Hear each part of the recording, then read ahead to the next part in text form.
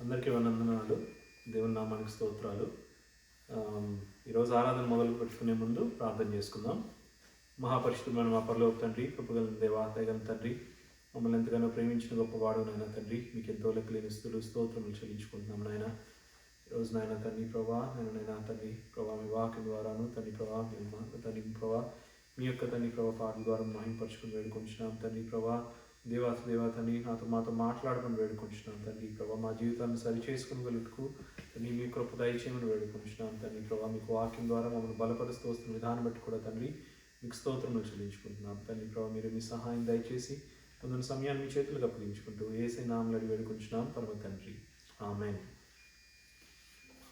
వాక్యంలోకి వెళ్ళే ముందు పాటలు పాడుకుందాం. భక్తులారా స్మరించదము ప్రభు చేసిన మేలులన్నిటికీ.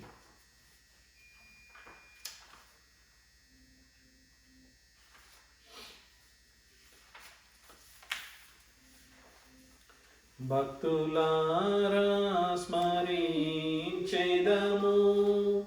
ప్రభు చేసిన మేలులన్నిటినీ. భక్తులారా స్మరించెదము ప్రభు చేసిన మేలులన్నిటినీ. అడిగి ఊహించు వాటి కన్నా అడిగి ఊహించు వాటి కన్నా సర్వము చక్కగా చేసే, సర్వము చక్కగా చేసే. భక్తులారా స్మరించెదము ప్రభు చేసిన మేలులన్నిటినీ. శ్రీ యేసే మన శిరసయ్యుండి మహాబలశూరుండు. శ్రీ యేసే మన శిరసయ్యుండి మహాబలశూరుండు. సర్వమునిచ్చెను తన హస్తముతో, సర్వమునిచ్చెను తన హస్తముతో. ఎంతో దయగలవాడు, సర్వమునిచ్చెను తన హస్తముతో. ఎంతో దయగలవాడు. భక్తులారా స్మరించెదము ప్రభు చేసిన మేలులన్నిటినీ. జీవనదిని ప్రవహింపజేసి సకల స్థలంబులయందు, జీవనదిని ప్రవహింపజేసి సకల స్థలంబులయందు.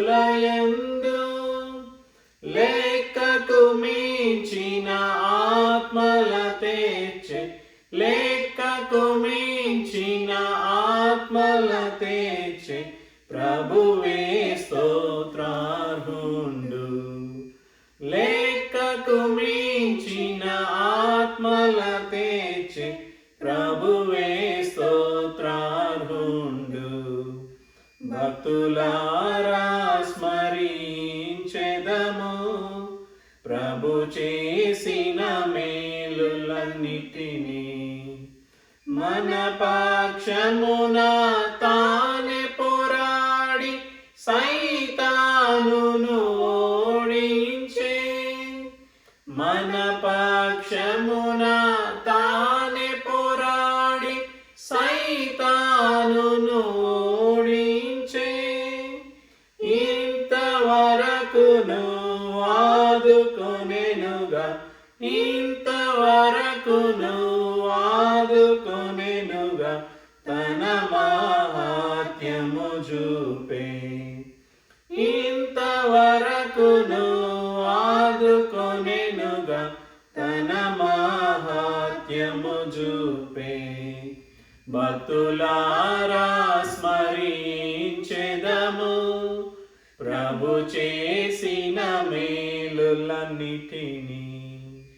కొంచెము కాలమే మిగిలియున్నది ప్రభువును సాధించుటకై కొంచెమే కాలం మిగిలి ఉన్నది ప్రభువును సాధించుటకై. గనుక మనము నడుచుకొనేదము, గనుక మనము నడుచుకొనేదము ప్రభు మార్గములయందు.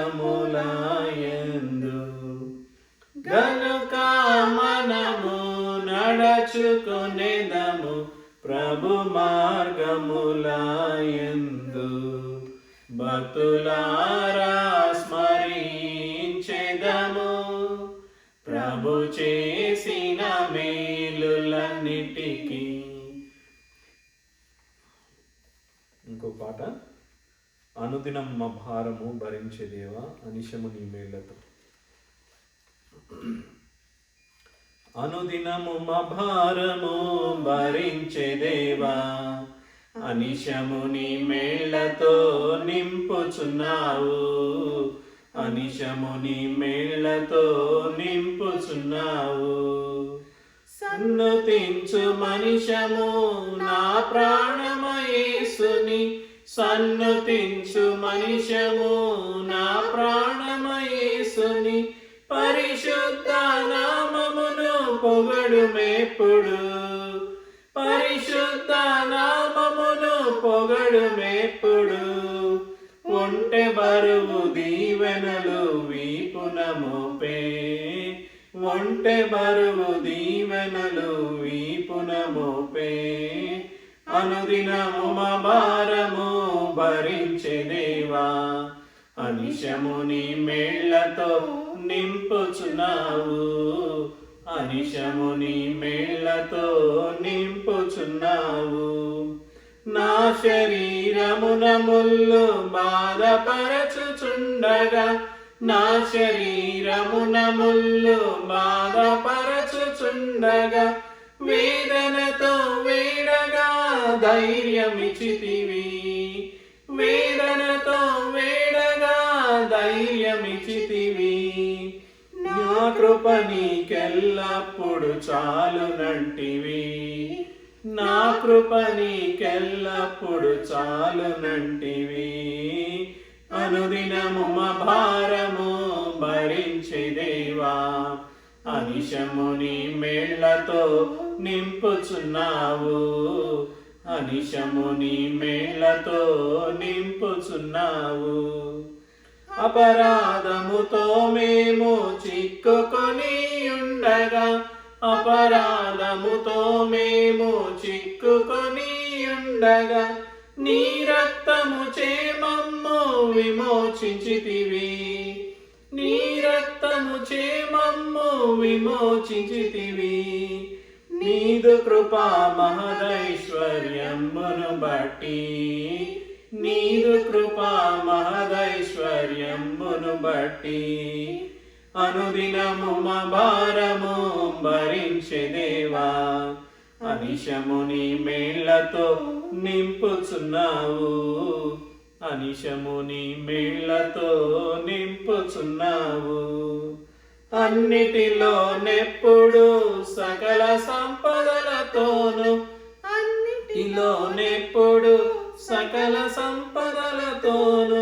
సమృద్ధితో మమ్ములను సాకుచుంటివి, సమృద్ధితో మమ్ములను సాకుచుంటివి. కృపాక్షేమములను మాపై కుమ్మరించితివి, కృపాక్షేమములను మాపై కుమ్మరించితివి. అనుదినము మా భారము భరించే దేవా అనిశము నీ మేళ్లతో నింపుచున్నావు, అనిశము నీ మేళ్లతో నింపుచున్నావు. సర్వవేళల సంతృప్తిని నేర్పినావు మాకిలా, సర్వవేళల సంతృప్తిని నేర్పినావు మాకిలా. సకలంబును చేయుటకు శక్తినిచితివి, సకలంబును చేయుటకు శక్తినిచితివి. బలపరచుము నిన్ను బట్టి బలుడగు దేవా, బలపరచుము నిన్ను బట్టి బలుడగు దేవా. అనిశము మా భారము భరించే దేవా, అనిశము నీ మేళ్లతో నింపుచున్నావు, అనిశము నీ మేళ్లతో నింపుచున్నావు. ఇంకొక పాట. ప్రభువా నీవే నమ్మకమైన సామర్థ్యుడవు. ప్రభువా నీవే నమ్మకమైన సామర్థ్యుడవు. ప్రభువా నీవే నమ్మకమైన సామర్థ్యుడవు. ఎంతో గొప్ప అద్భుతమైన ప్రశాంతుడా దయాళుడా, ఎంతో గొప్ప అద్భుతమైన ప్రశాంతుడా దయాళుడా. ప్రభువా నీవే నమ్మకమైన సామర్థ్యుడవు. ఇహ పరమందు నివసించువారు నీ నామమున మోకరింతురు. ఇహ పరమందు నివసించువారు నీ నామమున మోకరింతురు. మహిమా పరతురు దేవుని, మహిమా పరతురు దేవుని, అంగీకరించు ప్రతివాని జిహ్వా నీవే క్రీస్తువనుచు.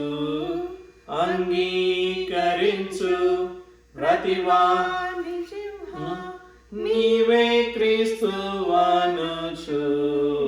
ప్రభువా నీవే నమ్మకమైన సామర్థ్యుడవు. ఐగుప్తు నుండి విడిపించిన వారిని 40 సంవత్సరములు నడిపించితివి. ఐగుప్తు నుండి విడిపించిన వారిని 40 సంవత్సరములు నడిపించితివి. కాచితివి కనుపాపగా, కాచితివి కనుపాపగా ఉంచి ఉన్నావు. మాదిరిగా వారిన్ నీ ఆలోచన గొప్పది ఉంచి ఉన్నావు. మాదిరిగా వారిన్ నీ ఆలోచన గొప్పది. ప్రభువా నీవే నమ్మకమైన సామర్థ్యుడవు. తుఫాను రేగి నిరాశపరచ శత్రువు మా మధ్య చెలరేగగా. తుఫాను రేగి నిరాశపరచ శత్రువు మా మధ్య చెలరేగగా. మమ్ములను రక్షించితివి, మమ్ములను రక్షించితివి. వాగ్దానములు నెరవేర్చి నీవే స్వాస్థ్యమునిచ్చితివి. వాగ్దానములు నెరవేర్చి నీవే స్వాస్థ్యమునిచ్చితివి.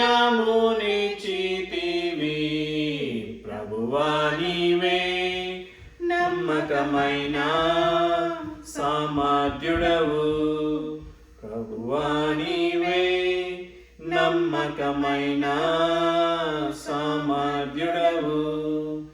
ఎంతో గొప్ప అద్భుతమైన ప్రశాంతుడా దయాళుడా, ఎంతో గొప్ప అద్భుతమైన ప్రశాంతుడా దయాళుడా. ప్రభువా నీవే నమ్మకమైన సామర్థ్యుడవు. ఆఖరిగా నీవే యెహోవా నా కాపరివి. నీవే యెహోవా నా కాపరివి, నీవే యెహోవా నా కాపరివి, నాకేమి కొదువా లేదిలలోన,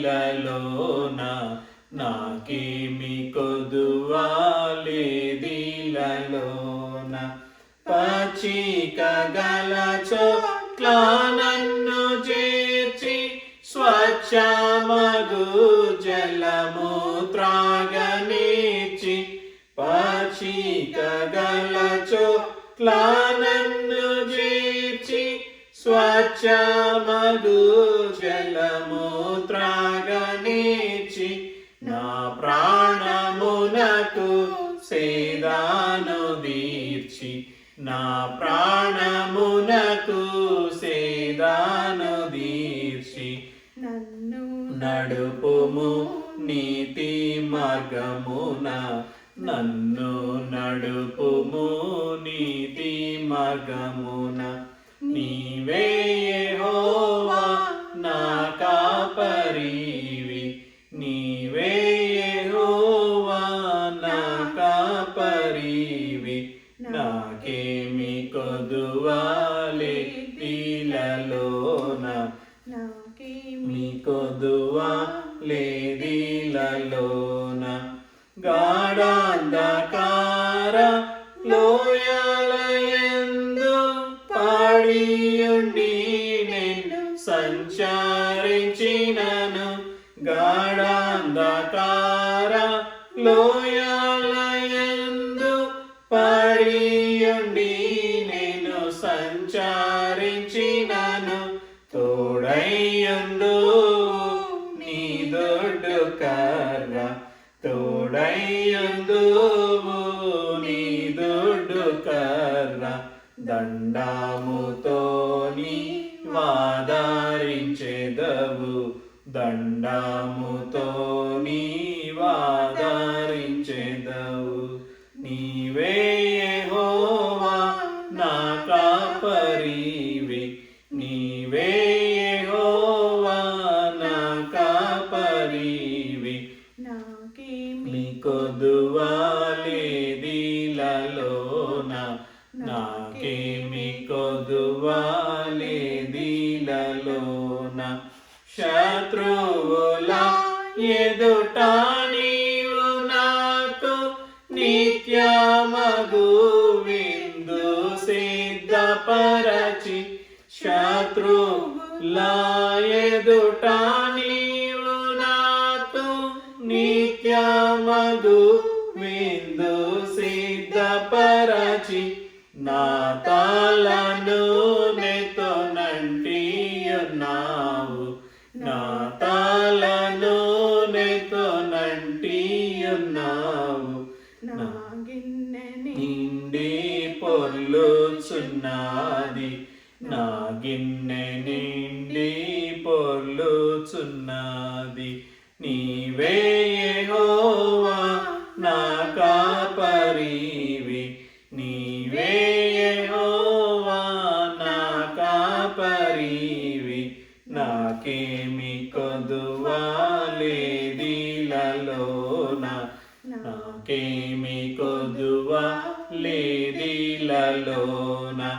నిశ్చయముగా కృపాక్షేమములే వచ్చున వెంట నీ బ్రతుకు దినముల్, నిశ్చయముగా కృపాక్షేమములే వచ్చున వెంట నీ బ్రతుకు దినముల్, చిరకాలము యెహోవా మందిరమున, చిరకాలము యెహోవా మందిరమున స్థిరముగానే నివసించేదాను, స్థిరముగానే నివసించేదాను. నీవే యెహోవా నా కాపరివి, నీవే యెహోవా నా కాపరివి, నాకేమి కొదువా లేది ఏమి కొదువాలేదిలలోన.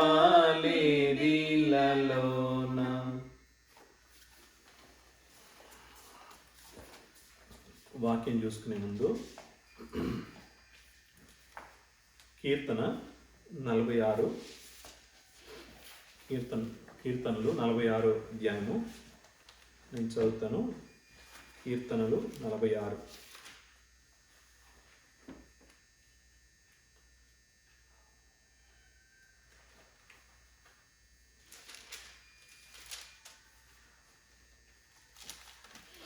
కీర్తన 46. దేవుడు మనకు ఆశ్రయమును దుర్గమునై ఉన్నాడు. ఆపత్కాలములో ఆయన నమ్ముకొన్న దేవుడు దగిన సహాయకుడు. కావున భూమి మార్పు నొందినను, నడి సముద్రములలో పర్వతములు మునిగినను, వాటి జలములు ఘోషించుచు నురుగు కట్టినను, ఆ పొంగునకు పర్వతములు కదిలినను మనము భయపడము. ఒక నది కలదు, దాని కాలువలు దేవుని పట్టణమును, సర్వోన్నతుని మందిరము, పరిశుద్ధ స్థలమును సంతోషపరుచుచున్నవి. దేవుడు ఆ పట్టణంలోనున్నాడు, దానికి చలనము లేదు. అరుణోదయమున దేవుడు దానికి సహాయము చేయుచున్నాడు. జనములు ఘోషించుచున్నవి, రాజ్యములు కదులుచున్నవి. ఆయన తన కంఠధ్వని వినిపించగా భూమి కరిగిపోవచున్నది. సైన్యములకు అధిపతి యెహోవా మనకు తోడై ఉన్నాడు. యాకోబు యొక్క దేవుడు మనకు ఆశ్రయమై ఉన్నాడు. యెహోవా చేసిన కార్యములు వచ్చి చూడుడి. ఆయనే భూమి మీద నాశనములు కలుగుజేయువాడు. ఆయనే భూ దిగంతముల వరకు యుద్ధములు మాన్పువాడు. విల్లు విరుచువాడును, బల్లెమును తెగనరుకువాడును ఆయనే. యుద్ధ రథములను అగ్నిలో కాల్చివేయువాడు ఆయనే. ఊరకుండుడి, నేనే దేవుడనని తెలుసుకొనిడి. అన్యజనులలో నేను మహోన్నతుడగునగుదును, భూమి మీద నేను మహోన్నతుడగుదును. సైన్యములకు అధిపతి యెహోవా మనకు తోడై ఉన్నాడు. యాకోబు యొక్క దేవుడు మనకు ఆశ్రయమై ఉన్నాడు. ఈ కీర్తనలు మనకు చాలా స్పష్టంగా దేవుడు మనకి ఎలా తోడై ఉన్నాడో స్పష్టంగా చెప్తా ఉంది కదా. అంటే మనము పోయిన ఆదివారం చూసిన విధంగా, అంటే లాస్ట్ టైం నేను కలిసినప్పుడు మాట్లాడింది ఏంటి, ఇది మొత్తం ఎట్లా ఉంటుందంటే, మనము ఈ 46వ కీర్తన, 91వ కీర్తన, ఈ కీర్తనలన్నీ మనకేమిస్తాయి అంటే మనకి ఒక ధైర్యాన్ని ఇస్తూ ఉంటుంది కదా. మన దేవుడు మనకి ఏం చేయగలడు కదా.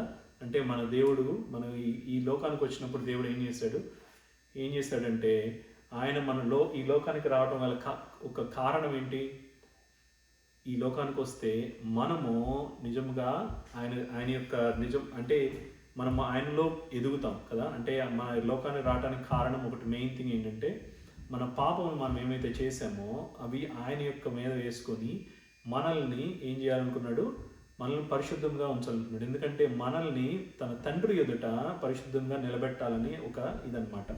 సో దానివల్ల మనల్ని ఏం చేశాడంటే దేవుడు మనకి ఈ లోకానికి వచ్చి మన పాపను తన మీద మోసుకొని తను చనిపోయాడు కదా. దాని అంతటికి గల కారణం నువ్వు నేనే కారణం దానికి. కానీ ఇక్కడ చూస్తే ఇన్ని పాపములు చేసిన మనల్ని దేవుడు ఇంకా కూడా మనకి ఈ పరిశుద్ధ గ్రంథంలో చాలా చోట్ల కూడా పాపం ఎంత భయంకరమైనది కూడా రాసినది కదా. పాపం యొక్క జీతం ఏంటి, మరణం కదా. సో మనం అదంతా చూసుకుంటా ఉంటే ఈ యొక్క వచనంలో కానీ మనం చేసిన పాపములకి మనకి ఎప్పుడో మరణం రావాల్సింది కదా.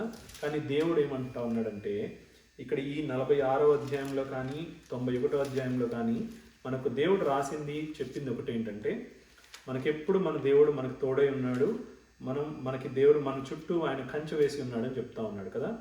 అది మనం జ్ఞాపకం చేసుకోవాలి కదా. మనం ఎప్పుడైనా సరే మనకి ఒకటే ఏంటంటే, మనం దేవుని యొక్క వాక్యాన్ని చాలా లైట్గా తీసుకుంటారు చాలామంది కదా. కానీ దేవుని యొక్క వాక్యము ఎంత స్పష్టంగా రాసిందంటే, నువ్వు దేవునికి ఎగెయిన్స్ట్ అంటే దేవునికి వ్యతిరేకంగా వెళ్ళకూడదని కూడా దేవుని యొక్క వాక్యం తెలుపుతూ ఉంది. దానివల్ల వచ్చే నష్టాలు, దాని యొక్క వచ్చే పరిస్థితులు మనకి ఇప్పుడు అర్థం కావు, కానీ పరిస్థితులు వచ్చినప్పుడు అర్థమవుతా ఉంటాయి కదా. ఎప్పుడైనా సరే మనం పాపంలో పడినప్పుడంట ఏమవుతుందంటే మనకి దానివల్ల ఏమవుతుందంటే, పాపంలో కానీ ఏదైనా కష్టంలోకి వచ్చినప్పుడు మనకి ఏమవుతుందంటే దేవుడు మనకి చూపిస్తూ ఉంటాడు మనం ఏం పాపం చేసాము, మనం ఏం తప్పు చేసాము, దేవునికి వ్యతిరేకంగా మన జీవితంలో ఏం చేసాము అనేది చూపిస్తూ ఉంటాడు. దానివల్ల ఏంటంటే ఒక యెషయా గ్రంథంలో కూడా ఉంటుంది కదా. యెషయా అంటే కీర్తనలో 118వ కీర్తనలో, కీర్తనలు 118వ అధ్యాయము, కీర్తనలు 118వ అధ్యాయము, 118వ అధ్యాయంలో చూడండి. 118వ అధ్యాయము 16వ వచనం 17వ వచనం చదువుతాను. నేను చావును సజీవునై యెహోవా క్రియలు వివరించదును. యెహోవా నన్ను కఠినంగా శిక్షించను గాని ఆయన నన్ను మరణమునకు అప్పగింపలేదు. నేను వచ్చినట్లు నీతి గుమ్మములు తీయుడి, నేను వాటిలో ప్రవేశించి యెహోవాకు కృతజ్ఞతాస్తుతులు చెల్లించదును. ఇది యెహోవా గుమ్మము, నీతిమంతులు దీనిలో ప్రవేశించెదరు.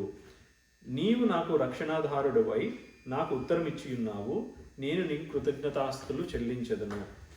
ఇల్లు కట్టువారు నిషేధించిన రాయి మూలకు తలరాయి ఆయను, ఇది యెహోవా వలన కలిగినది, అది మన కన్నులకు ఆశ్చర్యము, ఇది యెహోవా ఏర్పాటు చేసిన దినము. యెహోవా దయచేసి నన్ను రక్షించుము, యెహోవా పేరిట వచ్చువాడు ఆశీర్వాద ముందునుగాక. ఇక్కడ ఈ మాటలన్నీ చూస్తూ ఉంటే దేవుడు ఒకటి రాస్తూ ఉన్నాడు కదా. ఏముందంటే ఈ వాక్యం అన్నిటిలో దేవుడు ఇంకొక వాక్యం ఉంటుంది. ఎక్కడంటే 28, 29, 26 నుంచి చదువుతాను. యెహోవా పేరిట వచ్చువాడు ఆశీర్వాదం ముందునుగాక, యెహోవా మందిరంలో నుండి మేము దీవించుచున్నాము. యెహోవాయే దేవుడు, ఆయన మనకు వెలుగు అనుగ్రహించి ఉన్నాడు. ఉత్సవ బలిపశువును త్రాళ్లతో బలిపీఠము కొమ్ములకు కట్టుడి. నీవు నా దేవుడువు, నేను నీ కృతజ్ఞతాస్తుతులు చెల్లించదును. నీవు నా దేవుడువు, నిన్ను ఘనపరచదును. యెహోవా దయాళుడు, ఆయన కృప నిరంతరము నిలుచున్నది, ఆయన కృతజ్ఞతాస్తుతులు చెల్లించదును. 18వ వచనంలో చూస్తే దేవుడు ఎంత కఠినముగా మనల్ని శిక్షించినా సరే అది దానికి ఒక ఎందుకంటే మనల్ని కఠినంగా శిక్షించిన, ఇప్పుడు తల్లిదండ్రులు ఉన్నారనుకోండి, తల్లిదండ్రులు మిమ్మల్ని శిక్షిస్తారా? శిక్షించరా? పిల్లల్ని మీరు తల్లిదండ్రులుగా శిక్షిస్తారు. ఎందుకు? మిమ్మల్ని మీరు ఒక కరెక్ట్గా నడవాలని కదా. అంటే మీరు తప్పు మార్గంలో వెళ్తున్నారనుకోండి, మీ తల్లిదండ్రులు ఏం చేస్తారు? మీరు ఆ మార్గంలో వెళ్ళకండి అమ్మా అని చెప్పి 1-2 సార్లు చెప్తారు. తర్వాత 3వసారి ఏం చేస్తారు? దండిస్తారు, గట్టిగా చెప్తారు. 4వసారి ఏం చేస్తారు? మీరు ఇంకా తప్పుడు మార్గంలో వెళ్తాను నేను 4 తగిలిస్తారు కదా, దెబ్బలు పడతాయి.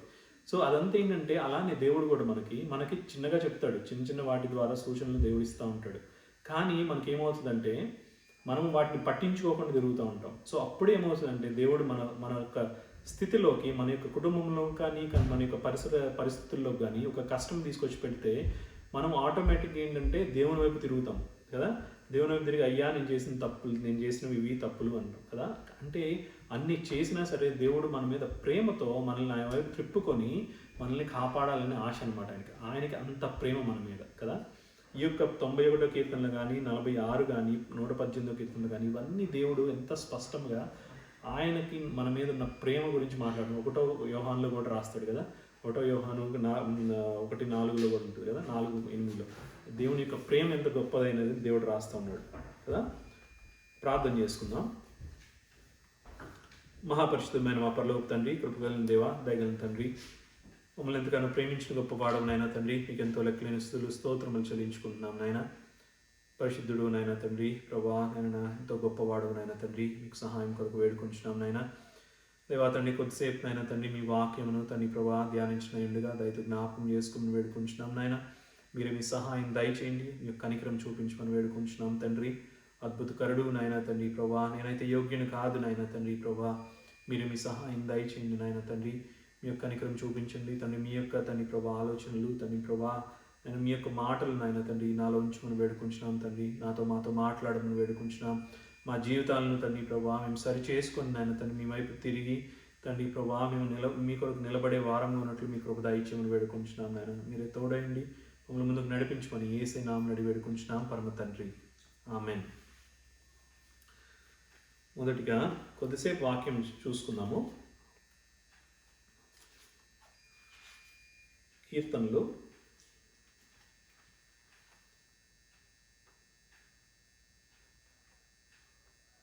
18వ అధ్యాయము.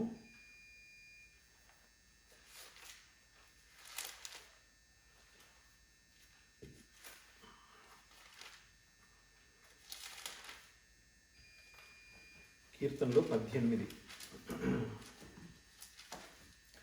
కీర్తనలు 18వ అధ్యాయము మొదటి 14 వచనాలు నేను చదువుతాను. కీర్తనలు 19వ అధ్యాయము మొదటి 14 వచనాలు ఉన్నాయి. అన్నీ చదువుతాను నేను. కీర్తనలు 19వ అధ్యాయము. ఆకాశములో దేవుని మహిమను వివరించుచున్నవి, అంతరిక్షము ఆయన చేతి పనిని ప్రచురపరుచుచున్నది. పగటికి పగలు బోధ చేయుచున్నది, రాత్రికి రాత్రి జ్ఞానము తెలుపుచున్నది. వాటికి భాష లేదు, మాటలు లేవు, వాటి స్వరము వినబడదు. వాటి కొలనులు భూమి యందంతటా వ్యాపించి ఉన్నది. లోక దిగంతముల వరకు వాటి ప్రకటనలు బయలు వెళ్ళుచున్నవి. వాటిలో ఆయన సూర్యునికి గుడారము వేసెను. అతడు తన అంతఃపురములో నుండి బయలుదేరు పెండ్లి కుమారుని వలె ఉన్నాడు. సూర్యుడు పరుగెత్తి నుల్లసించున్నట్లు తన పదమునందు పరుగెత్తు నుల్లసించుచున్నాడు. అతడు ఆకాశమున ఈ దిక్కు నుండి బయలుదేరి ఆ దిక్కు వరకు దాని చుట్టూ తిరిగి వచ్చుచున్నాడు. అతని వేడినికి మరుగైనది ఏదియూ లేదు. యెహోవా నియమించిన ధర్మశాస్త్రము యథార్థమైనది, అది ప్రాణమును తెప్పరిల్లజేయును. యెహోవా శాసనమును నమ్మదగినది, అది బుద్ధిహీనులకు జ్ఞానము పుట్టించును. యెహోవా ఉపదేశములు నిర్దోషమైనవి, అవి హృదయమును సంతోషపరచును. యెహోవా ఏర్పరచిన ధర్మము నిర్మలమైనది, అది కన్నులకు వెలుగునిచ్చును. యెహోవా అందైన భయము పవిత్రమైనది, అది నిత్యము నిలుచును. యెహోవా న్యాయ విధులు సత్యమైనవి, అవి కేవలము న్యాయమైనవి. అవి బంగారు కంటెను విస్తారమైన మేలిమి బంగారము కంటెను కోరదగినవి. తేనె కంటెను తేనె దారాల కంటెను మధురమైనవి. వాటి వలన నీ సేవకుడు హెచ్చరిక నుండును. వాటిని గైకొనట వలన గొప్ప లాభము కలుగును. తన పొరపాట్లు కనుగొనగలవాడెవడు? నేను రహస్యముగా చేసిన తప్పులు క్షమించి నన్ను నిర్దోషినిగా తీర్చును. దురభిమాన పాపములలో పడకుండా నీ సేవకుని ఆపుము, వాటిని నన్ను ఏలనీయకము. అప్పుడు నేను యథార్థవంతుడనై అధిక ద్రోహము చేయకుండా నిందారహితుడు నగుదును. యెహోవా నా ఆశ్రయదుర్గమా, నా విమోచకుడా, నా నోటి మాటలను నా హృదయ ధ్యానమును నీ దృష్టికి అంగీకారములుగా గును కాక. ఇక్కడ రెండు విషయాలు అంటే మెయిన్గా మనం చూసుకోవాల్సింది ఏంటంటే, మనం ఇక్కడ పాపం అనేది మనందరికీ తెలుసు కదా. అంటే మనము ఎలా ఈ లోకంలో వచ్చామనేది మనందరికీ తెలుసు కదా.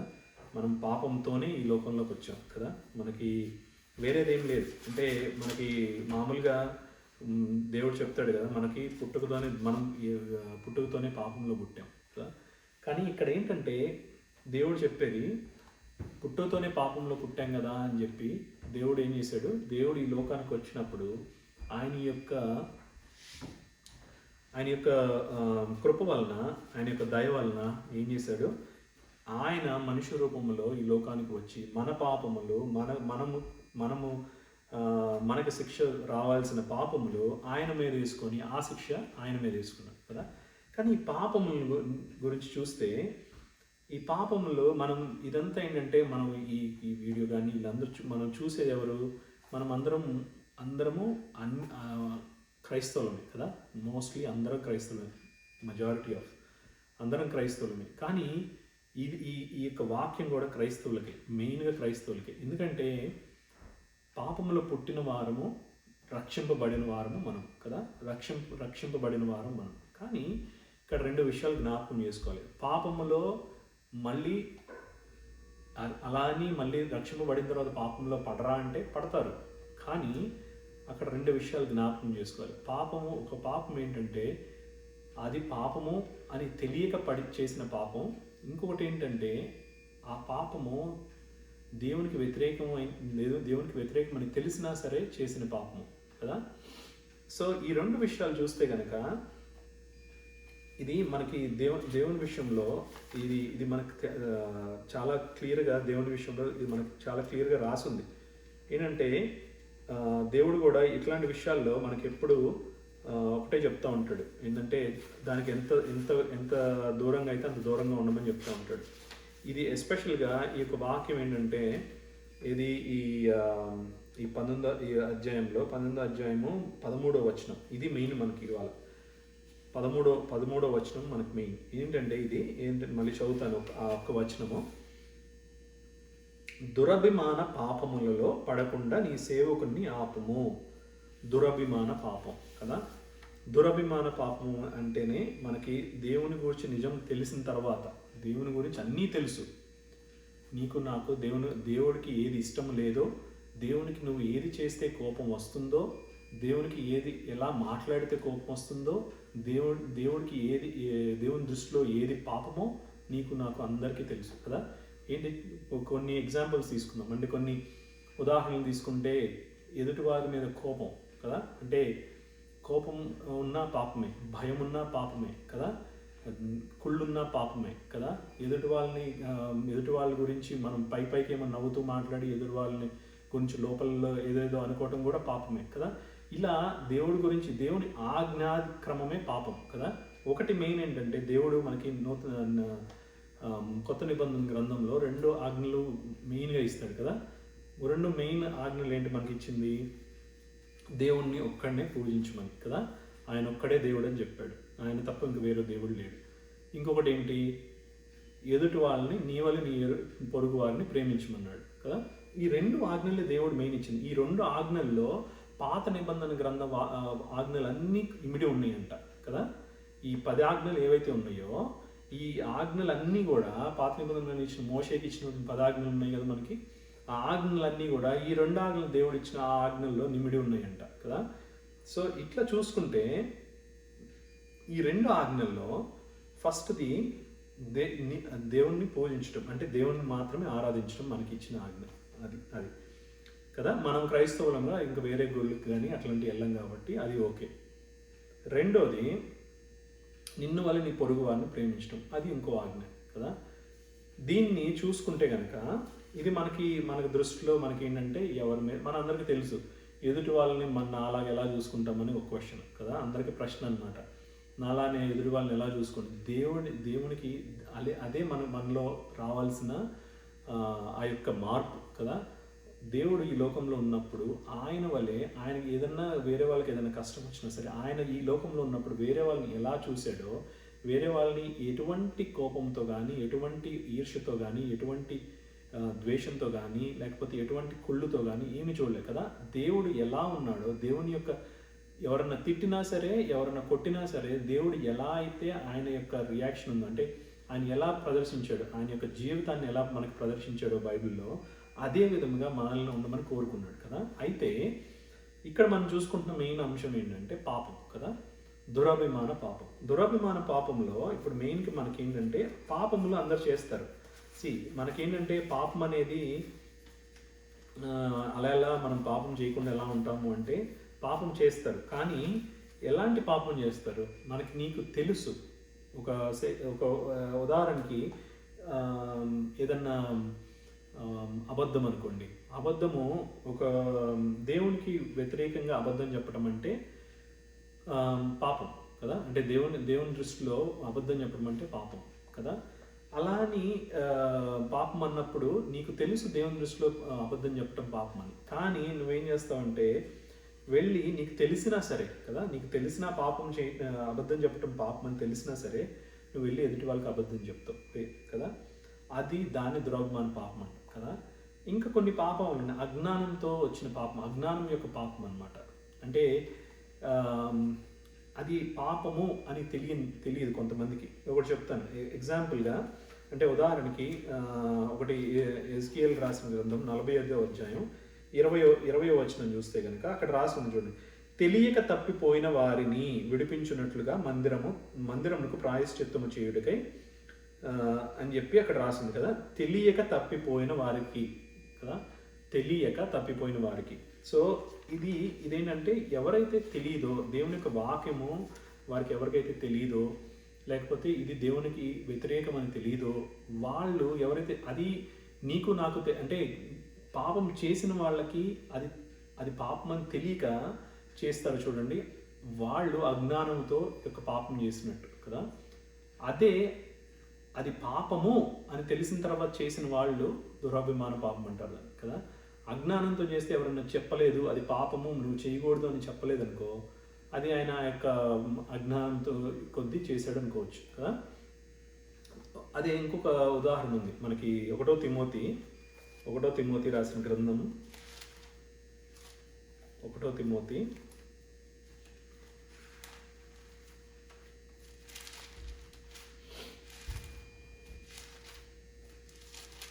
రాసిన మొదటి పత్రిక 2వ అధ్యాయం 14వ వచనం. తిమోతి రాసిన మొదటి పత్రిక 2వ అధ్యాయం 14వ వచనం. మరియు ఆదాము మోసపరచబడలేదు గాని స్త్రీ మోసపరచబడి అపరాధములో పడెను. అయినను వారు స్వస్థ బుద్ధి కలిగి విశ్వాస ప్రేమ పరిశుద్ధుల యందు నిలకడగా ఉండిన ఎడల శిశు ప్రణూతి ద్వారా ఆమె రక్షింపబడును. ఇక్కడ చూడండి 14వ వచనంలో ఏముంది? మరియు ఆదాము మోసపరచబడలేదండి. ఇక్కడ చూడండి, ఇక్కడ ఏమనుంది? ఆదాము అవ్వలు ఇద్దరున్నారు కదా. మొదటిగా మన యొక్క పూర్వీకులు కదా, అందరికీ తెలుసు ఆదాము అవ్వ అంటే ఎవరు. సో వాళ్ళల్లో ఆదాము అవ్వ కదా. మనకి ఎప్పుడు ఏంటంటే ఎవరు గొప్ప అనుకుంటాం, కానీ ఇక్కడ ఏంటంటే మెయిన్ అర్థం కావాల్సింది, ఎవరు తెలిసి పాపం చేశారు, ఎవరు అజ్ఞానంతో పాపం, ఎవరు దురభిమాన పాపం, ఎవరిది అజ్ఞానం యొక్క పాపం కదా. ఇక్కడ చూస్తే కనుక 1 తిమోతి 2:14 దేవుడు చాలా స్పష్టంగా రాయబడి ఉంది ఇక్కడ కదా. అవ్వదంట మోసపరచబడిందంట. అవ్వ మోసపరచబడి అపరాధంలో పడిన కదా. అంటే దేవుని అంటే ఆమె మోసపరచబడింది అంటే ఆమెకి కంప్లీట్గా తెలియదు అది పాపము అని కదా అని చెప్పింది. దేవుడు అక్కడ రాస్తా ఉన్నాడు కదా. కానీ ఆదాముకి చూడండి, ఆదాముకి ఏమి చెప్పాడు, ఆదాము గురించి ఏమని చెప్పాడు చూడండి. ఇక్కడ ఆదాము అయితే మోసపరచబడలేదంట. అంటే ఆ స్త్రీ ఏదైతే తీసుకొని వచ్చిందో చెప్పింది, నువ్వు దేవుడు అక్కడ ఇచ్చాడు కదా, అది ఆ యొక్క చెట్టు యొక్క ఫలం అని చెప్పి దేవుడు ఆ ఫలం అని చెప్పి తీసుకొని వచ్చి ఆదాముకి ఇచ్చింది. ఆదాముకి ఇచ్చినప్పుడు ఆదాము మోసపరచబడలేదంట. అయినా సరే తెలిసినా సరే తిన్నాడంట. అంటే అది పాపము అని తెలిసినా తిన్నాడు కదా. అది దురభిమాన పాపం కదా. నీకెవ్వరు చెప్పరు. అంటే దేవుని యొక్క వాక్యం ఎట్లా ఉందంటే చాలా తేటతెల్లగా ఉంటుందండి. ఇదేంటంటే మనకందరికీ అర్థమైంది, కానీ అర్థం కానట్టే నటిస్తామంట కదా. మోసం అంటే అర్థం కానట్టు నటిస్తామంట. ఎదుటి వాళ్ళని మోసం చేయడం అంటే అయ్యో ఇది మోసమా అన్నట్టు మాట్లాడతామంట.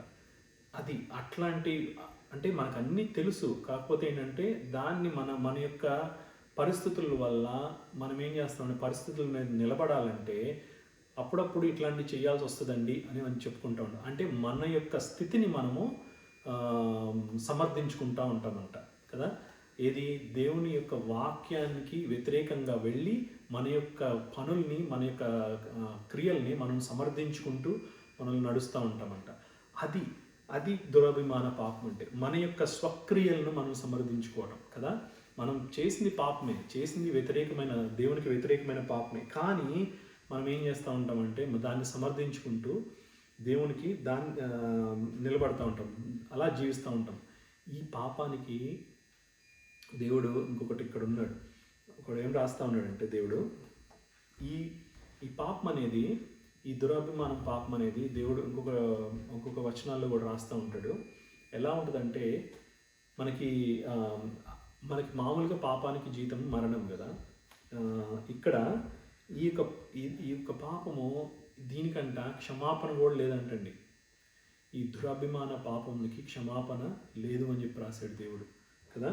ఒకటి చూద్దాం. యాక్చువల్లీ ఈ పాపంకి ఇంకా చాలా ఇది ఉన్నాయి కదా. యాకోబు రాసిన పత్రిక 1వ అధ్యాయము 14-15. యాకోబు రాసిన పత్రిక 1వ అధ్యాయము 14-15.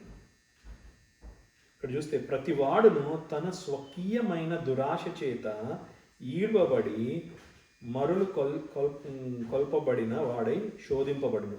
దురాశ గర్భమును ధరించి పాపము కనగా పాపము పరిపక్వమై మరణమును కనును. నా ప్రియ సహోదరులారా, మోసపోకుడి. శ్రేష్టమైన ప్రతి ఈవియు సంపూర్ణమైన ప్రతి వరమును పరసంబంధమైనదై జ్యోతిర్యగుడగు తండ్రి యొద్ద నుండి వచ్చును. ఆయన యందు ఏ చంచత్వమైనను గమనాగమనముల వలన కలుగు ఏ ఛాయను లేదు. ఇక్కడ దేవుడు స్పష్టంగా రాశాడు కదా, ఏంటి ఇక్కడ పాపం ఎలా పుడుతుంది అని కదా. పాపం ఎలా పుడుతుంది? తన యొక్క దురాశ చేత కదా. ఎలా పుట్టింది చూడండి. దురాశ చేత దురాశ గర్భము ధరించంట పాపమును కనిద్దంట కదా. దురాశ గర్భం ధరించి పాపమును కనిద్ది. అది మనకి దాని మీదే ధ్యానిస్తూ ధ్యానిస్తూ ధ్యానిస్తూ ధ్యానిస్తూ ఆ పాపం అని తెలిసినా సరే మనకి ఏంటి, ఆ దురాశ ఏదైతే వచ్చిందో మన యొక్క ఆలోచనల్లో కానీ ఎక్కడైనా సరే దాని మీదే ఆలోచిస్తూ ఉండి ఆ దురాశని ఆలోచిస్తూ ఉండి ఉండి ఉండి ఏమైందంటే ఆ పాపముగా మారి అది ఇంకా ఏంటంటే మనకు అది దాని మీద ఉండటం తప్పు అని తెలుసు. కానీ ఏం చేస్తామంటే దాని మీదే ఆలోచిస్తూ ఇంకా ఆ పాపము ఏమైందంటే అది పాపం కాదేమో అని ఒక ఆలోచన కూడా వస్తుందంట మనకి. అది దురాభిమాన పాపంగా మారిపోద్ది. అంటే ఇదంతా తెలుసు మనకి, ఇలా చేయటం తప్పని తెలుసు, ఇలా మారటం తప్పని తెలుసు, ఇలా ఆలోచించటం తప్పని తెలుసు, ఇలా వెళ్ళి అలా మాట్లాడటం తప్పని తెలుసు. కానీ ఇదన్నీ తెలిసినా సరే మనం చేస్తామంట. అది ఏమనిపిస్తుంది అంటే ఆఖరికి అది మనకి తప్పు కాదు అనే యొక్క ఆ భావనతో వెళ్తామంట. ఎందుకంటే ఇది అలవాటైపోయిన ప్రసూతి కదా. అది ఇంకా ఇంకొకటి ఏంటంటే ఇంక ఇలా చూస్తే మన దగ్గర ఏంటంటే వేరే యొక్క వచనాలు కొన్ని ఉన్నాయి. అంటే చాలామంది ఏంటంటే ఈ యొక్క ఇంకొక వచనము యాక్చువల్లీ మనకి ఇదంతా మెయిన్గా ఎక్కడ వస్తుంది అంటే మనం యాకోబు రాసిన పత్రిక, మనం పాపము ఎంత భయంకరం అంటే యాకోబు రాసిన పత్రిక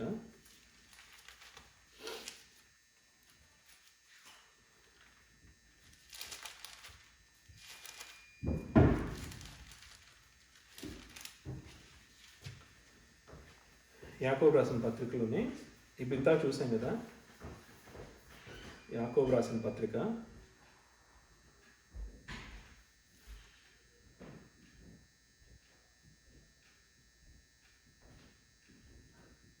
యాకోబు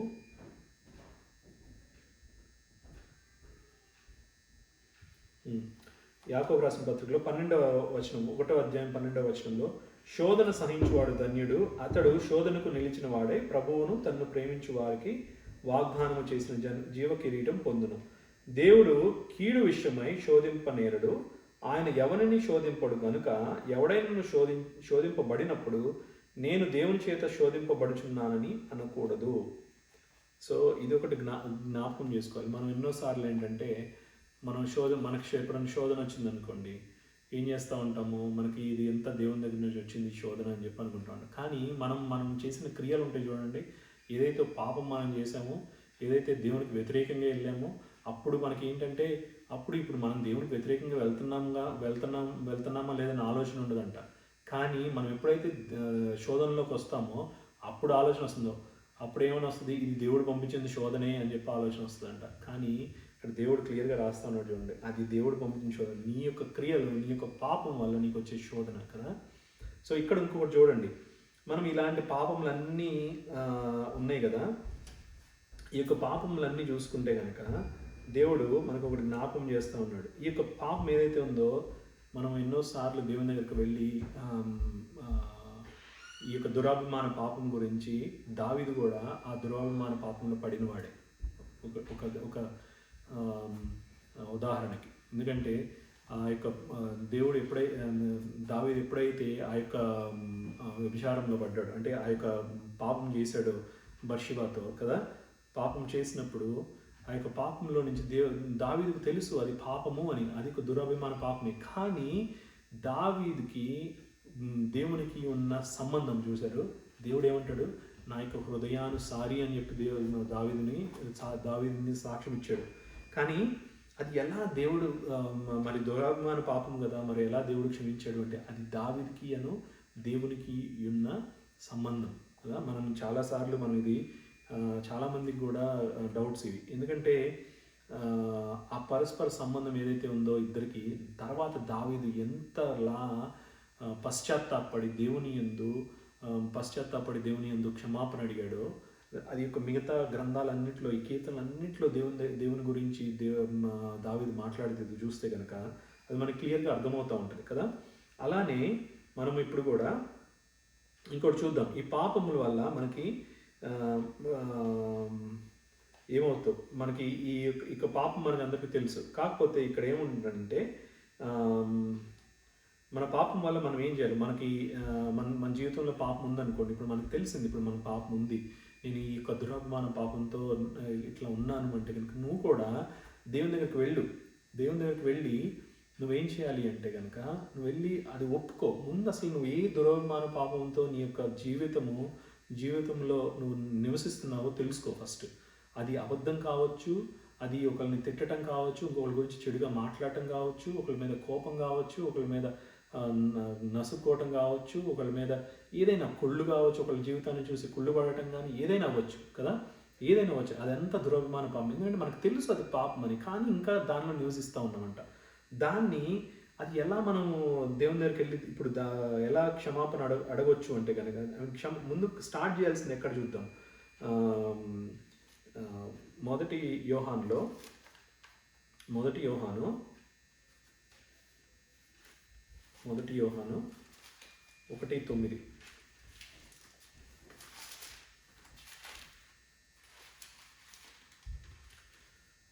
యోహాను 1:9లో మన పాపములను మనము ఒప్పుకొనిన ఎడల ఆయన నమ్మదగిన వాడు, నీతిమంతుడు గనుక ఆయన మన పాపము క్షమించి సమస్త దుర్నీతి నుండి మనలను పవిత్రుల్నిగా చేయను. చూడండి, దేవుడు ఎంత గొప్పవాడండి కదా. దేవుడు ఎంత గొప్పవాడు చూడండి.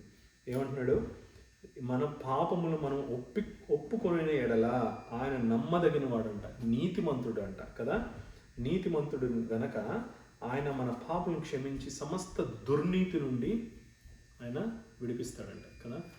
అంటే చూడండి, అంటే నువ్వు ఎంత పాపం చేసినా సరే దేవుడు ఈ రోజు నువ్వు వెళ్ళి, దేవా నేను ఈ పాపం చేశాను, అది ఊరికే నోటితో రాకూడదండి.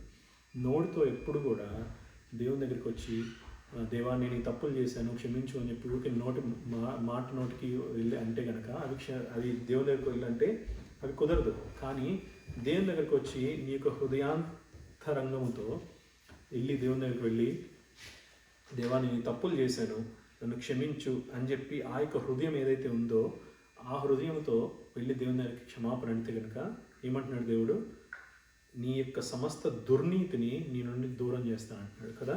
ఏదైతే దుర్నీతి నీలో ఉందో ఆ యొక్క దుర్నీతి కదా, ఏదైతే పాపం నీలో ఉందో, ఏదైతే దురభిమాన పాపంతో నువ్వు బాధపడుచున్నావో, ఏదైతే దాంతో నువ్వు కొట్టుమిట్టాడుచున్నావో కదా, దేవుడు ఏమంటున్నాడు, నువ్వు నా దగ్గరకు రా, నువ్వు వచ్చి నా దగ్గర నువ్వు క్షమాపణ అడిగితే కనుక అది ఆ క్షమాపణ ఎట్లా ఉంది, పశ్చాత్తాపంతో కూడిన ఉండాలంట. ఆ పశ్చాత్తాపం లేకుండా దేవుని దగ్గరికి వచ్చామంటే అది ఇంకొక ప్రాబ్లం కదా. ఊరికే నోటి మాటతో రాకూడదు ఎప్పుడు కదా. ఇంకోటి అపోస్తుల కార్యం 3వ అధ్యాయము 19:20లో అపోస్తుల కార్యము 3వ అధ్యాయము 19:20 ప్రభువు సముఖం నుండి విశ్రాంతి కాలం వచ్చినట్లును మీ కొరకు నియమించిన క్రీస్తు యేసు ఆయన పంపునట్లు మీ పాపములకు తుడిచివేయబడు నిమిత్తము మారు మనసు నొంది తిరుగుడి.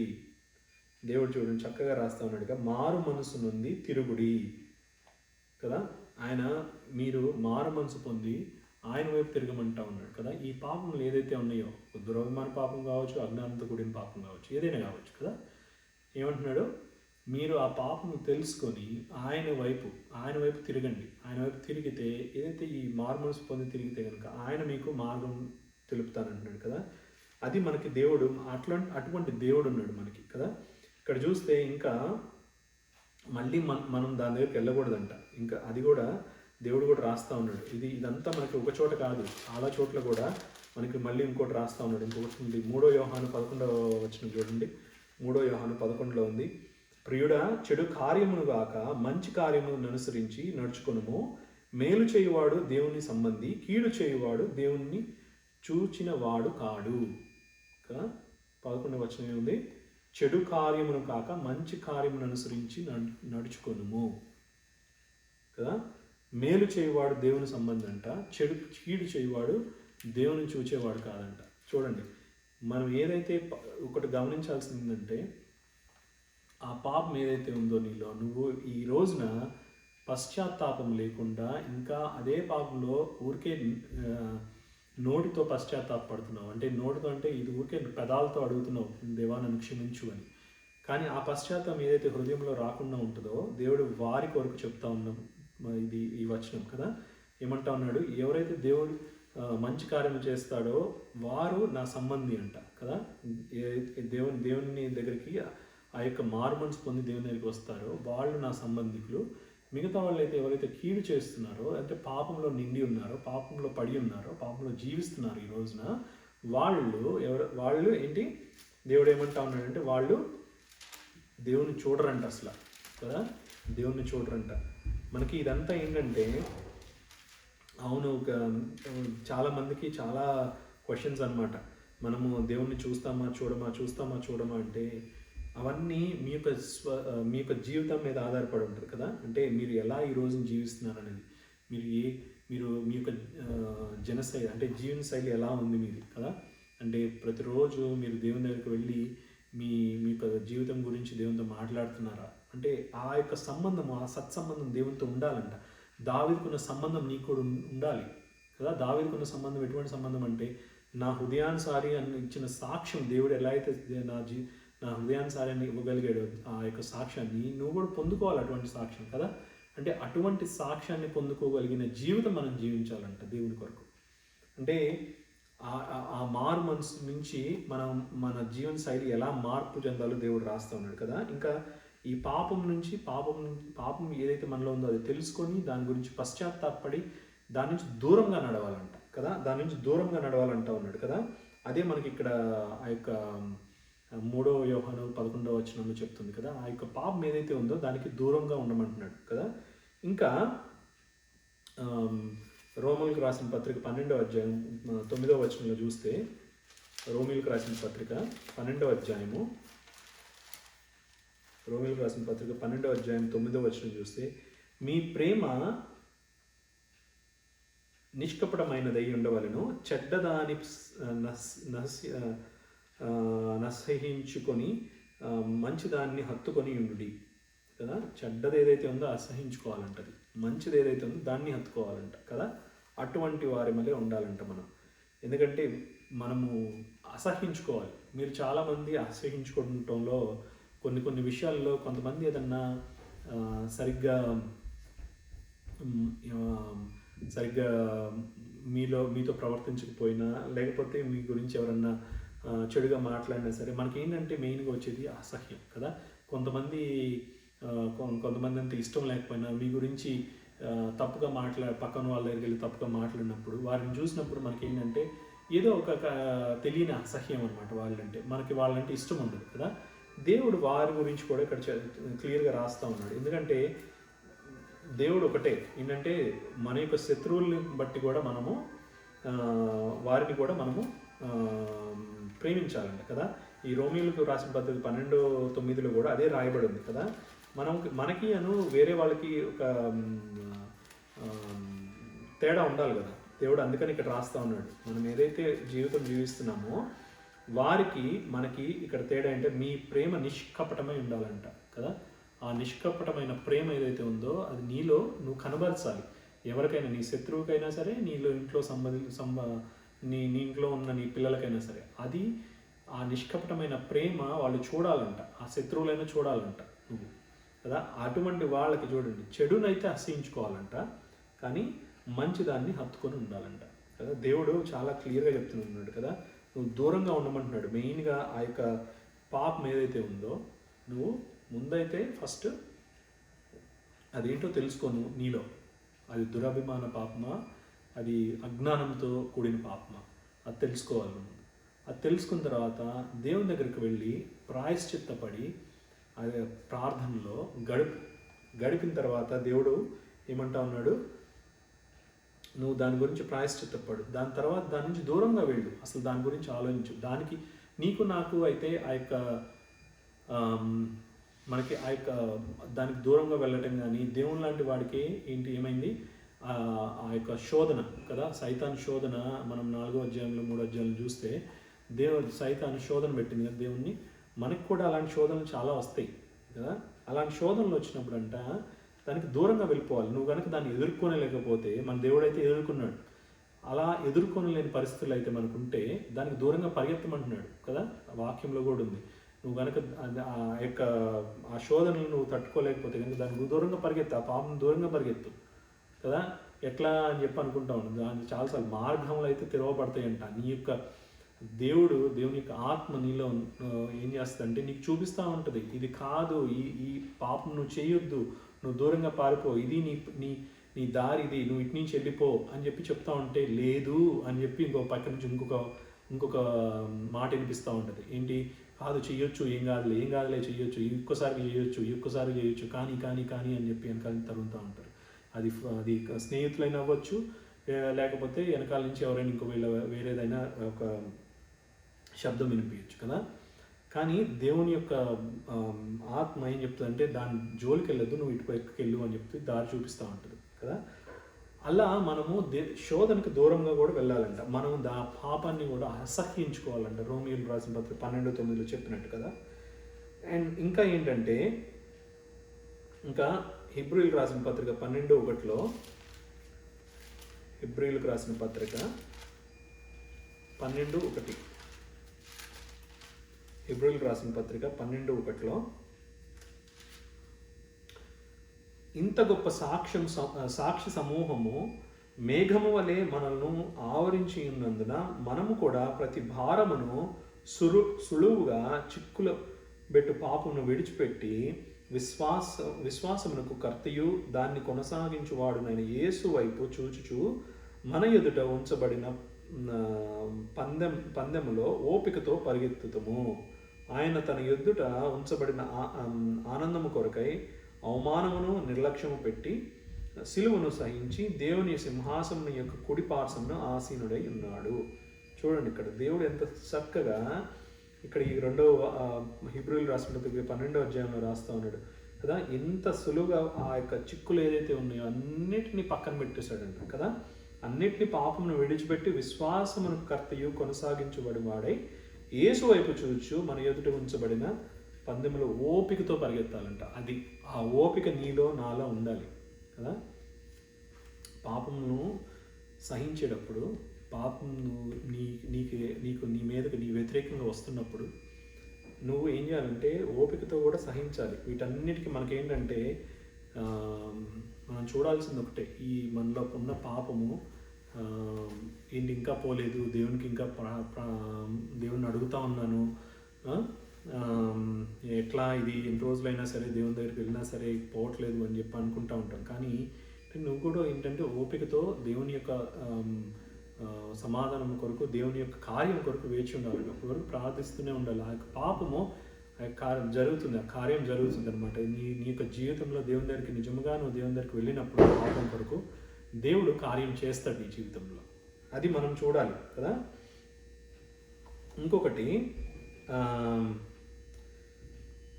ఇవన్నీ తర్వాత ఇవన్నీ అయిపోయిన తర్వాత ఏంటి, పాపం దగ్గరకు దేవుడు నువ్వు వెళ్ళావు, నువ్వు ప్రాయశ్చిత్త పడ్డావు అంటే దేవుణ్ణి ఒప్పుకున్నావు, పని చేస్తూ ఉన్నావు, అన్నీ చేస్తూ ఉన్నావు. కానీ ఇవన్నీ అయిపోయిన తర్వాత నీకు జీవితం ఎలా ఉండబోతుంది కదా.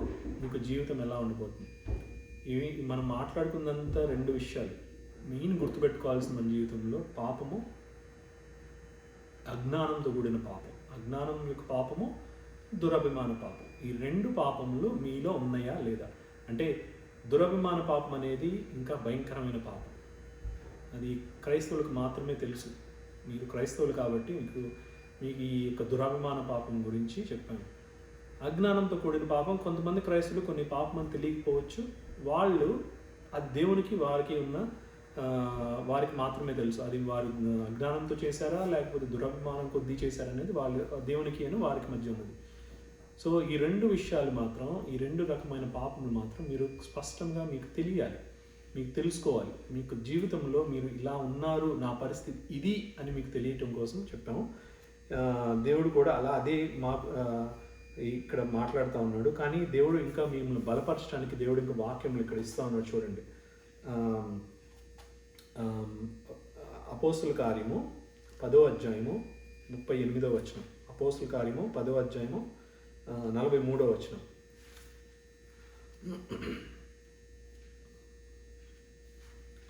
అపోస్తుల కార్యము 10వ అధ్యాయము 43. ఆయన యందు విశ్వాసముంచు వాడెవడో వాడు ఆయన నామను మూలముగా పాపక్షమాపణ పొందునని ప్రవక్తలందరూ ఆయన గూర్చి సాక్ష్యం ఇచ్చుచున్నారనెను. చూడండి, ఎవరైతే ఆయన యందు విశ్వాసం ఉంచుతారో కదా, చూడండి, ఆయన యందు విశ్వాసం ఉంచుతారో పాప క్షమాపణ అర్హులు అని చెప్తా ఉన్నాడు కదా. సో దట్స్ యాక్చువల్లీ నీ యొక్క పాపములు క్షమింపబడతాయంట. దేవుని యందు విశ్వాసముతో, దేవా నేను ఈ పాపం చేశాను, ప్రాయశ్చిత్తం పశ్చాత్తాప దేవుని దగ్గరికి వెళ్ళినప్పుడు ఆయన నీ పాపములు క్షమించాను అని చెప్పి దేవుడు రాస్తున్న వాక్యం ఇది కదా. నువ్వు విశ్వాసంతో ఆయన దగ్గరికి వెళ్ళి నీ హృదయంతో కనుక దేవుడిని అడిగితే కనుక దేవుడి నీకు పాపములు క్షమిస్తాను అని చెప్పి రాస్తాను. ఇంకొకటి రోమీలకు రాసిన పత్రిక 6వ అధ్యాయము 7వ వచనం. రోమీలకు రాసిన పత్రిక 6వ అధ్యాయము 7వ వచనం. రోమీయులు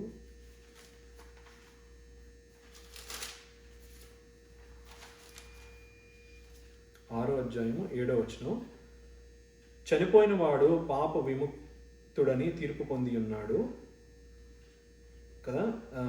మనము క్రీస్తుతో కూడా చనిపోయిన ఎడల మృతుల్లో నుండి లేచిన క్రీస్తు ఇకను చనిపోడనియు మరణమునకు ఇకను ఆయన మీద ప్రభుత్వము లేదనియో ఎరిగి ఆయనతో కూడా జీవించమని నమ్ముచున్నాము. అక్కడ దేవుడు చూడండి, దేవుడు ఏం రాస్తున్నాడు ఇక్కడ, మనము దేవుడు మన కొరకు, మన పాపముల కొరకు ఆయన శిలువ మీద మరణించాడు కదా. మరణించినప్పుడు ఏమైంది, దేవుడు ఆ యొక్క పాపములకి జీవితం ఏంటి, మరణం కదా. దేవుడు ఏం చేశాడు, దేవుడు ఆ మన పాపములను దేవుని మీద వేసుకొని మరణించి తిరిగి లేచాడు. అంటే మరణం మీద విజయం సాధించాడు దేవుడు కదా.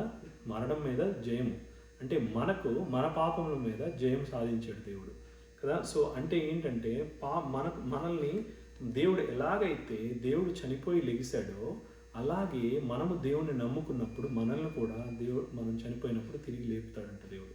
సో అది మనకి ముఖ్యం కదా. దానివల్ల ఇవన్నీ ఎట్లా వస్తాయంటే, ఎక్కడి నుంచి వస్తుందంటే ఈ పాపము, దురభిమాన పాపము, ఒప్పుకోవటం, పశ్చాత్తాపడటము, దేవుడు మనల్ని పాపం నుంచి విముక్తి చేయటము, అవన్నీ చేసిన తర్వాత దేవుడు ఆఖరిగా మనకి ఏం చెప్తున్నాడంటే, మనల్ని ఇదంతా ఈ సర్కిల్ ఏదైతే ఉందో ఇదంతా తీసుకొచ్చి ఏం చేస్తున్నాడు, మనల్ని తిరిగి ఆయన దగ్గరికి చేరుస్తుంది ఇది కదా. మనం ఈ రోజున మనం చూసింది ఏంటంటే 2 విషయాలు మెయిన్గా మనకి తెలియాల్సింది కదా. మనం చూసింది, మనము ఈ యొక్క పాపంకి బానిసలం కాదు. ఎందుకంటే బానిసలు ఏమంటారు, పాపం బానిసలం కాదు. ఎందుకు, దేవుడు దాని మీద విజయం సాధించాడు కదా. మన పాపలను ఆయన మీద వేసుకొని ఆయన శిలువ మీద మరణించి తిరిగి లేచాడు కాబట్టి మనం బానిసలం కాదు కదా. మనం పాపమునకు బానిసలం కాదు. దేవుని యందు విశ్వాసం ఉంచి ఎవరైతే విశ్వాసం ఉంచుతారో వారికి పాప క్షమాపణ లభించింది. సో మనం దేవుని దగ్గరికి నిత్యం దేవుని దగ్గరికి వెళ్ళి ప్రార్థన చేస్తూ దేవుని క్షమాపణ అడుగుతూ ఉంటే మన పాపలను దేవుని క్షమించాడంట. దేవుడు క్షమించినందువల్ల ఏమవుతుందంటే మనలో ఉన్న పాపం ఏదైతే ఉందో అదంతా శిలువ మీద పెట్టబడింది. సో మనకి ఏమీ లేదు. సో మనం ఏం చేయాలంటే దేవుని దగ్గరికి వెళ్ళి దేవుని యందు మనలో ఉన్న పాపం గురించి దేవుని దగ్గర అడగాలంట. మనం ప్రాయశ్చిత్తంతో పశ్చాత్తాపంతో దేవుని దగ్గరికి వెళ్ళి అడుగుతూ ఉన్నప్పుడు దేవుడు మనకి ఇస్తాడు, మనకు ఆ యొక్క విడుదల ఇస్తాడు. దేవుడు మనం చాలా వచనాలు చదివాము, చూసాము. అవన్నీ ఏంటంటే దేవుడు మనకి మనం పాపం గుండా వెళ్ళినప్పుడు దేవుడు మనల్ని బలపరుస్తాడు. ఇంకొకసారి ఏంటంటే ఆ యొక్క హృదయంతో మనం దేవుని దగ్గరికి వచ్చినప్పుడు, ఆ యొక్క పాపం పశ్చాత్తాప హృదయంతో దేవుని దగ్గరికి వచ్చినప్పుడు ఖచ్చితంగా దేవుడు మనకు జీవితంలో కార్యం జరిగించి, అది ఏదైనా ఎటువంటి పాపమైనా అవ్వచ్చు. దావీదు లాంటి వానికి దురభిమాన పాపం ఉన్నప్పుడు దేవుడు క్షమించి ఆయన యొక్క ఎలా అయితే దేవుడు ఆయనతో సంబంధం ఏర్పడిందో దేవునికి దావీదుకి, నీకు దేవుడికి కూడా సంబంధం ఏర్పడి నీకు దురభిమాన పాపం తీసేస్తాడు దేవుడు. సో ఏంటంటే ఆ యొక్క సంబంధాన్ని దేవునితో పెట్టుకొని మనం దేవునితో నడుద్దాం. దేవుడు ఈ వాక్యాన్ని దీవించుగాక. ప్రార్థన చేసుకుందాం. మహాపరిశుద్ధమైన మా పరలోక తండ్రి, కృపగల దేవా, దయగల తండ్రి, మమ్మల్ని ఎంతగానో ప్రేమించిన గొప్పవాడవు నాయన తండ్రి, మీకు ఎంతో లెక్కలేని స్థుతులు స్తోత్రం చెల్లించుకుంటున్నాం నాయన. దేవా తండ్రి, అద్భుతకరుడు, ఆశ్చర్యుడు నాయన తండ్రి ప్రభా, ఈరోజు నాయన తండ్రి ప్రభా, నాయన దాని యొక్క పాపము తండ్రి ఎంత భయంకరమైనదో తండ్రి ప్రభా, మీకు వాక్యం ద్వారా తండ్రి ప్రభు మేము కొద్ది మాటలు చూసుకొని వెళ్ళుకుని మీరు చూపించిన కృపను బట్టి మీకు స్తోత్రములు నాయన. ఓ దేవా తండ్రి ప్రభా, నాయన తండ్రి మరి ప్రత్యేకంగా నాయన తండ్రి దురభిమాన పాపం ఏదైతే ఉన్నదో తండ్రి మాలో నాయన తండ్రి ప్రభా, నాయన తండ్రి దయతో తండ్రి ప్రభా మీకు సహాయం కొరకు వేడుకొంచున్నాం నాయన తండ్రి ప్రభా, మమ్మల్ని క్షమించండి నాయన తండ్రి. ఓ దేవా తండ్రి ప్రభా, మీకు కనికరం చూపించుకొని వేడుకొంచున్నాం. ఓ నాయన తండ్రి మీకు సహాయం దయచేయండి తండ్రి ప్రభా. ఎన్నో మార్లు నాయన తండ్రి ప్రభా, నాయన తండ్రి ప్రభా, నేను తండ్రి అజ్ఞానంతో కూడిన పాపం చేసి ఉన్నాం, దురభిమానంతో కూడిన పాపం కూడా చేసి ఉన్నాం తండ్రి ప్రభా. దయతో మమ్మల్ని క్షమించండి తండ్రి ప్రభా. మీకు పాదాలను బట్టి వేడుకొంచున్నాం నాయన తండ్రి ప్రభా. మీకు సహాయం కొరకు వేడుకొంచున్నాం తండ్రి ప్రభా.